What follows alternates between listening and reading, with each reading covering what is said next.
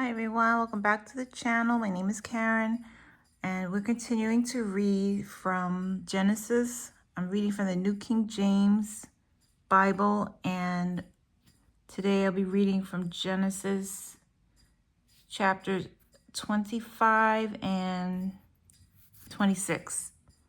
And we will begin. So this is titled 25, Abraham and Keturah. Abraham again took a wife, and her name was Keturah. And she bore him Zimran, Jokshan, Medan, Midian, Ishbak, and Shuan. Jokshan begot Sheba and Dedan, and the sons of Dedan were Asheram, Lechuam, and Lemumim. I'm sorry, the pronunciation will be not correct. And the sons of Midian were Ephraim, Ephah, Epher, Hanak, Abidah, and Eldah. All these were the children of Keturah. And Abraham gave all that he had to Isaac. But Abraham gave gifts to the sons of the concubines, which Abraham had. And while he was still living, he sent them eastward away from Isaac, his son, to the country of the east. This is the sum of the years of Abraham's life, which he lived, 175 years. Then Abraham breathed his last and died in a good old age, an old man and full of years, and was gathered to his people, and his sons Isaac and Ishmael buried him in the cave of Machpelah, which is before Mamre, in the field of Ephron, the son of Zohar the Hittite, the field which Abraham purchased from the sons of Heth. There Abraham was buried, and Sarah his wife. And it came to pass, after the death of Abraham, that God blessed his son Isaac. And Isaac dwelt at Beer Laharoi. Now this is the genealogy of Ishmael, Abraham's son, whom Hagar the Egyptian, Sarah's maidservant, bore to Abraham. And these were the names of the sons of Ishmael, by their names, according to their generations. The firstborn of Ishmael, Nebajoth, then Kedar, Adbeel, Mibsam, Mishma, Duma, Massa, Hadar, Tema, Jetur, Nephish,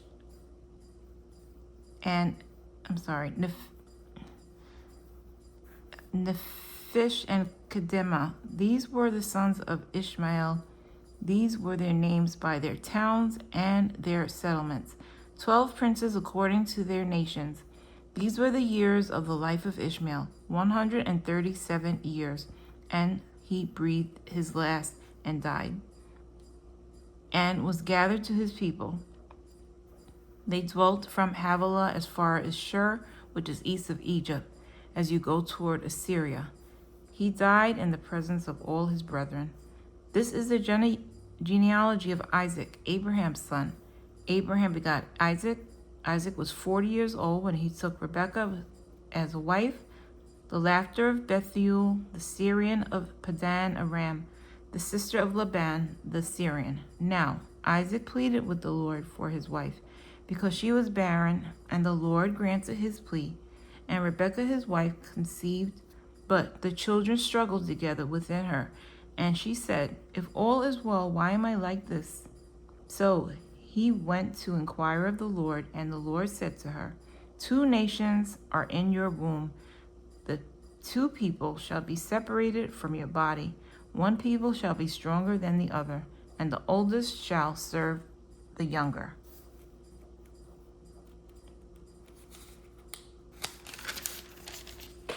So when her days were fulfilled for her to give birth, indeed, there were twins in her womb, and the first came out red. He was like a hairy garment all over, so they called his name Esau. Afterward, his brother came out, and his hand took hold of Esau's heel, so his name was called Jacob. Isaac was 60 years old when she bore them. So the boys grew, and Esau was a skillful hunter, a man of the field, but Jacob was a mild man, dwelling in tents. And Isaac loved Esau because he ate of his game, but Rebekah loved Jacob. Now Jacob cooked a stew, and Esau came in from the field, and he was weary. And Esau said to Jacob, "Please feed me with that same red stew, for I am weary." Therefore his name was called Edom. But Jacob said, "Sell me your birthright as of this day." And Esau said, "Look, I am about to die, so what is the birthright to me?" Then Jacob said, "Swear to me as of this day." So he swore to him, and sold his birthright to Jacob. And Jacob gave Esau bread and stew of lentils. Then he ate and drank, arose and went his way. Thus Esau despised his birthright. Chapter 26.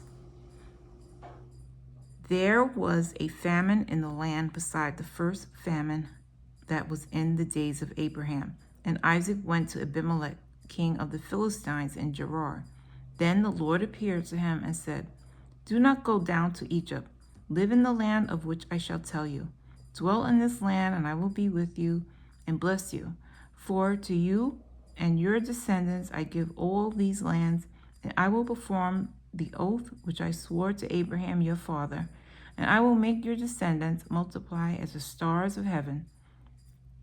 I will give to your descendants all these lands, and in your seed all the nations of the earth shall be blessed, because Abraham obeyed my voice and kept my charge, my commandments, my statutes, and my laws." So Isaac dwelt in Gerar.